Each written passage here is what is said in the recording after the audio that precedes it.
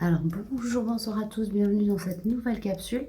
J'ai quelques messages qui sont tombés ce matin, donc je vous les partage. J'ai avec mon oracle la carte Laisse-moi partir, j'ai besoin de liberté. Voilà. Par contre, oui, je vois que c'est en miroir. Bon, tant pis, on verra si j'arrive à changer au montage.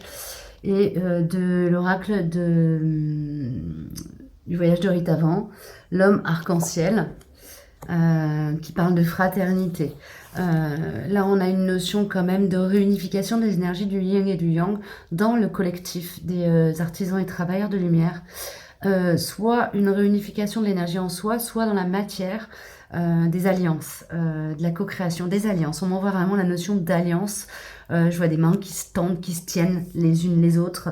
Il y a une notion comme ça de solidarité dans le collectif des artisans de lumière, des indigos, de ceux qui sont sur des chemins aussi, où il y a un travail avec l'énergie de l'amour universel et de l'amour inconditionnel qui est en cours. On a cette carte-ci qui parle du lien, des liens d'âme, et qui me dit bien qu'il y a un travail à la fois d'évacuation d'énergie et en même temps cette notion de j'ai besoin de liberté, laisse-moi partir, j'ai besoin de liberté. Il y a une notion d'envol là-dedans.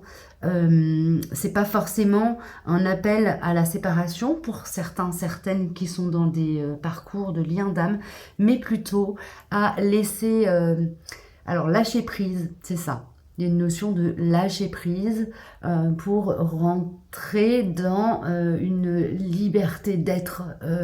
Mais c'est vis-à-vis de soi que ça se travaille. C'est en miroir avec soi-même, pas en miroir avec un éventuel autre.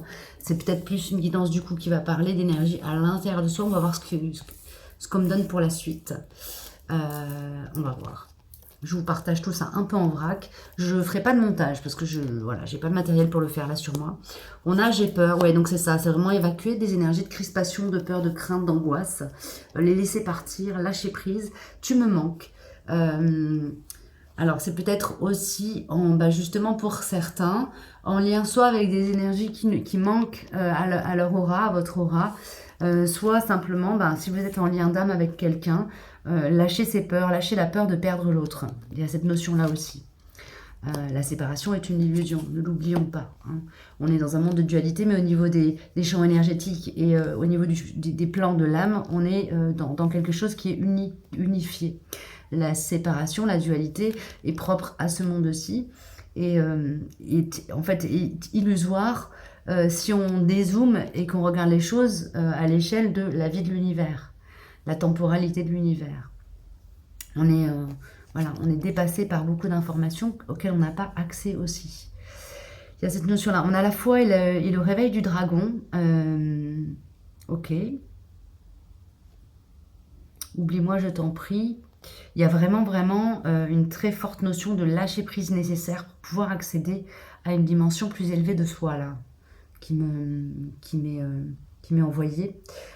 Si vous êtes en lien avec quelqu'un, peut-être que cette personne-là est tellement crispée sur la matérialité, le fait que peut-être vous êtes dans une relation qui est compliquée à gérer, où la révélation des sentiments est impossible, ou il y a une notion comme ça de lien, de relation impossible qui freine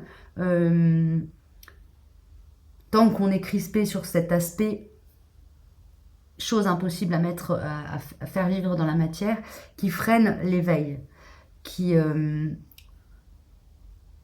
freine l'éveil, c'est ça? Non, on me corrige. Cette impossibilité d'agir dans la matière, d'être en lien, en tout cas pour l'instant, à l'instant T. C'est comme s'il y avait les confinements, etc., avaient pu jouer aussi sur le fait que vous n'ayez pas pu être en lien avec cette âme-là, en lien dans la matière avec cette âme-là. L'objectif de tout ça, c'est bon, il y a des peurs qui sont activées,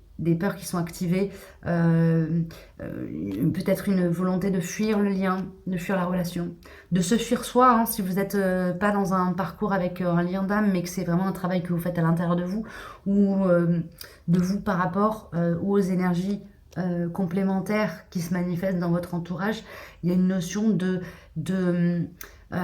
choses qui bloquent et qui sont simplement là, qui bloquent pour vous êtes, en fait, par rapport aux choses qui bloquent, vous êtes appelé à aller au-delà, voir au-delà de ce qui est dans la matière, percer les voiles d'illusion, chercher dans votre cœur le discours des sages. Voilà ce qu'on envoie.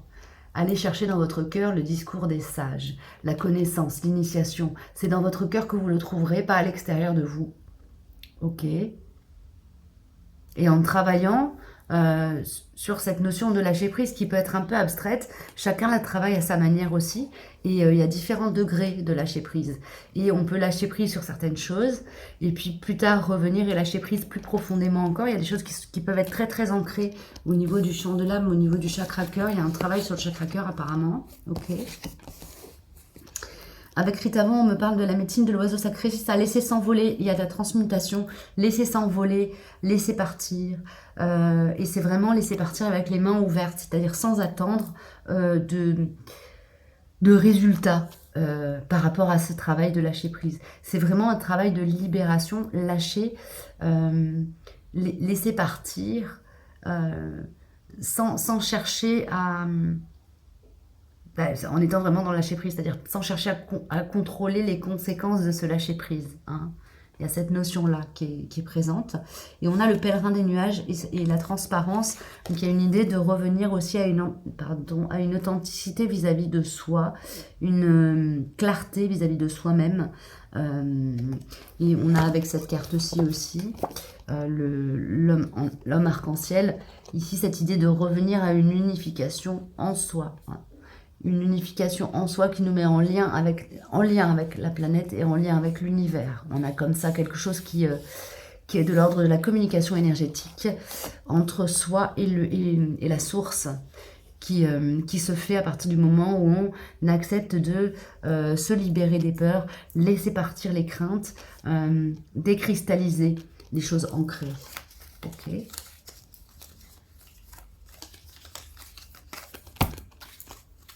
Je suis blessée, donc il y a une part de soi blessée activée. Hein. Il y a une blessure originelle qui est activée. Pour travailler là-dessus, vous pouvez travailler avec les affirmations positives. Donc aussi, on me dit, faites-vous des promesses à vous-même, des promesses bienveillantes, comme un parent fait une promesse à son enfant. Soyez portez sur votre aura l'amour, la bienveillance, et faites à votre enfant intérieur les promesses que, en tant que parent, vous pourriez faire à vos enfants. Il y a cette notion-là, ok. Je t'abandonne pour me choisir et ton silence me fait mal. Il y a une notion aussi de poser des limites saines quand on est dans des relations qui ne nous nourrissent pas, ou à sens unique comme ça. Voilà, poser des limites et se choisir pleinement.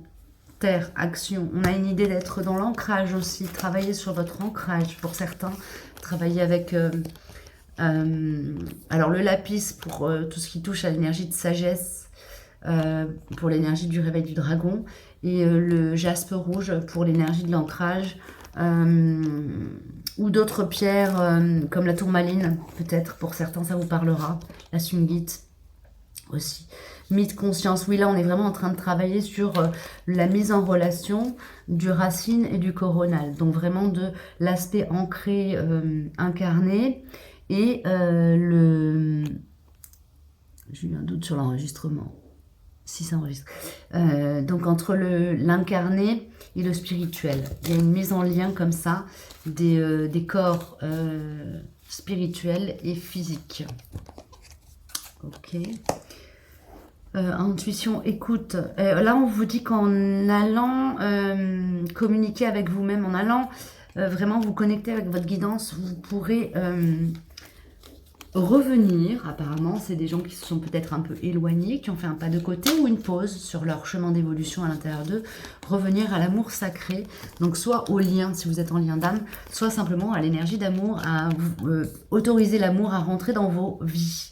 Vraiment, mais de manière tangible, matérialisée. Donc ça veut dire rentrer en relation avec des gens qui vous permettent de nourrir cette énergie d'amour sacré, donc d'amour universel. Ok. Et on a le bouquet de la balance, harmonie. On a vraiment cette idée-là, voilà. Ça revient, notion d'harmonisation. On est dans une phase où il y a un vrai travail de fond pour être dans quelque chose d'harmonisé. Et on a le trésor de la vie, naissance. Donc on arrive sur un nouveau cycle. Donc là, à la fin du mois de... A priori, c'est pour les 15 jours qui arrivent. En tout cas, ça va courir sur les 15 jours qui arrivent. On a cette idée comme ça d'être dans une énergie de guérison de l'espace du cœur. Qui permet à l'âme de s'expanser. Voilà ce qu'on m'envoie. Voilà. Donc, si vous repérez des crispations, etc., allez les regarder avec amour et laissez-les aller, remettez-les au divin. C'est un petit peu le conseil de cette guidance. Goutte de sagesse, voilà. La sagesse, c'est savoir se placer au-dessus. Alors, excusez-moi, parce que j'ai pas l'habitude de filmer avec ce matériel-là. Donc, la sagesse est là, et au-dessus de la sagesse se trouvent à la fois toutes nos énergies bloquées, toutes nos connaissances, toutes nos crispations, toute notre sagesse. Il y a tout. Mais pour être dans cette énergie de sagesse, on a besoin de se mettre au-dessus de tout cela et de le regarder un peu comme le méditant regarde défiler ses pensées. Voilà ce que j'ai à vous dire pour aujourd'hui. Est-ce que j'ai d'autres messages qui veulent venir? On a le couple sacré, donc énergie amour. Amour sacré, le couple sacré, on est vraiment sur un travail, là j'ai l'impression qu'il y a un truc très très puissant au niveau des duos d'âmes sacrées, donc âme sœur, flamme jumelle, âme jumelle, tout ce que vous, appelez-le comme vous voulez, quand vous vous sentez dans un lien où on travaille sur l'amour universel et l'amour de soi et l'amour inconditionnel. Donc l'amour de soi à travers le monde et l'autre, en conscience. Il y a quelque chose de très ancré qui est en train d'être déverrouillé là, des peurs très très ancrées. On touche à on touche à l'essence de... ouais, on touche à l'instant, on va reconnecter avec l'instant où la blessure au fer rouge nous a été quelque part appliquée. C'est une image évidemment. Ne pas le prendre au sens littéral évidemment, mais il y a une notion comme ça d'aller vraiment toucher quelque chose d'extrêmement profondément ancré dans nos corps, et donc c'est des choses qui viennent vraiment de loin au niveau de notre histoire d'âme. Si vous avez travaillé avec vos archives akashiques ou avec le transgénérationnel, peut-être que là vous allez justement aller en profondeur, prendre contact avec une blessure extrêmement qui date de loin. Voilà, pour certains, ça peut être, si je dois vous donner une comparaison, ça peut être un traumatisme qu'on a subi en intra-utérin, par exemple. Si ça parle, apparemment, ça parlera à certains. Voilà. Donc, est-ce que j'ai un conseil pour vous? Un petit conseil, s'il vous plaît. Bah voilà, on est sur Yin Yang, on est sur travailler sur l'équilibre énergétique en vous, ok, équilibre de vos énergies, avec les outils qui vous conviennent. Il peut y avoir des chamboulements. Alors, vous pouvez avoir des soucis de santé, des douleurs articulaires, genoux, cheville, hanche, poignet, coude, épaule, cou, dos. Ok, c'est toutes les articulations du corps qui peuvent être impactées. Ok. Qu'est-ce qu'on nous demande de faire? Il y a du coup travailler. Alors, vous pouvez faire de la balnéo, des bains de pied à l'eau salée si vous n'avez pas d'espace de mer à côté de vous. Soyez dans l'amour pour vous-même. Donc, nourrir vraiment la bienveillance. On en revient à cette idée d'être dans les affirmations positives aussi vis-à-vis de soi. Se voir avec honnêteté, c'est ne pas oublier de se regarder avec amour quand on se voit tel qu'on est. Et qu'on voit les parts d'ombre en soi aussi. D'accord. Se mettre dans une énergie, justement, on a la verticalité, le végétal, la verticalité, donc se mettre dans une énergie de croissance. Ne pas oublier que nous sommes des êtres en perpétuelle évolution.